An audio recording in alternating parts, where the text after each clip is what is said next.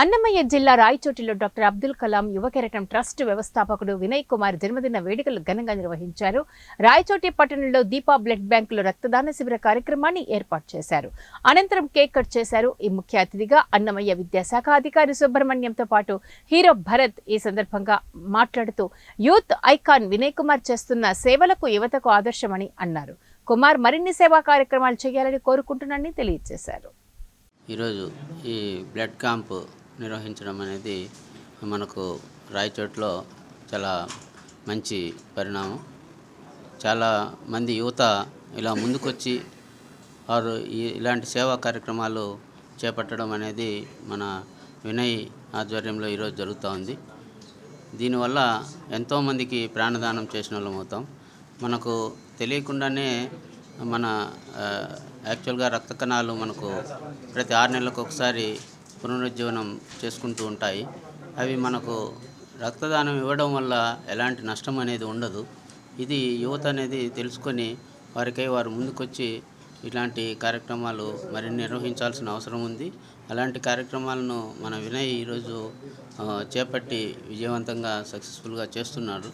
ఇలాంటి ఎంతోమందికి మనకు ప్రాణదానం చేసినట్లే ఒక రక్తదానం ఇస్తే అలాంటి అవకాశాన్ని అందరూ కూడా యువత సద్వినియోగం చేసుకుని మరింత సేవా కార్యక్రమాలు రూపొందించాలని చెప్పేసి మన విద్యాశాఖ తరఫున వీళ్ళకు వినయ్కి దీంతోపాటు జన్మదిన శుభాకాంక్షలు తెలియజేస్తూ మరిన్ని సేవా కార్యక్రమాల్లో ముందుకొచ్చి రాయచోట్లో మంచి అభివృద్ధికి మనం ప్రతి ఒక్కరికి కూడా అభివృద్ధి చెందేటట్లు సేవా కార్యక్రమం. నేడు నా జన్మదినం సందర్భంగా ఏర్పాటు చేసిన ఈ రక్తదాన శిబిరంలో పాల్గొన్న ప్రతి ఒక్కరికి నా హృదయపూర్వక ధన్యవాదాలు తెలుపుతా ఉన్నా.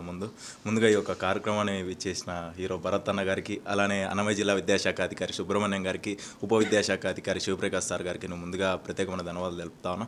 ప్రతి ఏటా నా జన్మదినం సందర్భంగా మా డాక్టర్ అబ్దుల్ కలాం యువ కెరటం ట్రస్ట్ ఆధ్వర్యంలో ప్రతి ఇయర్ కూడా ఈ రక్తదాన శిబిరం అనేది ఏర్పాటు చేయడం జరుగుతూ ఉంటుంది. ఈ రక్తదాన శిబిరం ఏర్పాటు చేయడానికి మేము మొదటి కారణం వచ్చేసి మన దేశంలో ఎంతోమంది క్యాన్సర్, తలసేమియా బాధితులు ఎంతోమంది రక్త కొరతతో చనిపోతూ ఉన్నారు. అలాంటి వారిని సేవ్ చేయాలని ఒకే ఒక ఉద్దేశంతో ఈ ఒక కార్యక్రమాన్ని దాదాపు ప్రతి 3 నెలలకు ఒకసారి మేము నిర్వహిస్తాం.